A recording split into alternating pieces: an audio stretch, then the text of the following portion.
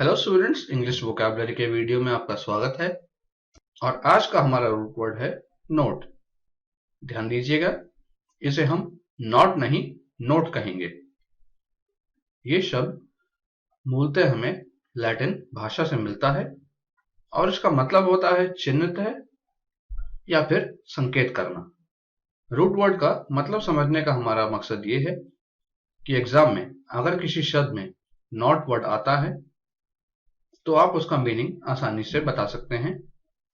जैसे एनोनेट, इसे कहते हैं टीका या फिर टिप्पणी करना। फॉर एग्जाम्पल, यदि आप कोई पैराग्राफ पढ़ते हैं तो उसमें इंपॉर्टेंट पॉइंट्स को आप मार्क कर देते हैं, अंडरलाइन कर देते हैं, तो उसे हम एनोनेट कहते हैं। सेकंड है डिनोट, संकेत करना। फॉर एग्जाम्पल, किलोग्राम को हम केजी से डिनोट करते हैं। अगला शब्द है कीनोट, यानी मुख्य बात। फॉर एग्जाम्पल, आप कोई चैप्टर पढ़ते हैं और एंड में जो समरी लिखी होती है वो उस चैप्टर के मेन पॉइंट्स होते हैं, या फिर कहें तो मुख्य टॉपिक्स होते हैं, जिन्हें हम की नोट कहते हैं। नेक्स्ट शब्द है नोटेबल, यानी प्रसिद्ध, महत्वपूर्ण या फिर स्मरणीय। कोई ऐसी बात, कोई ऐसा सेंटेंस जो याद रहे, उसे हम नोटेबल कहते हैं। नेक्स्ट शब्द है हमारा नोटरी, यानी लेख्य प्रमाणक। हम सभी जानते हैं कि लोअर लेवल की जो कोर्ट होती हैं उनमें क्लर्क्स होते हैं जो पेपर पर स्टैंप लगाते हैं और उन्हें हम नोटरी कहते हैं।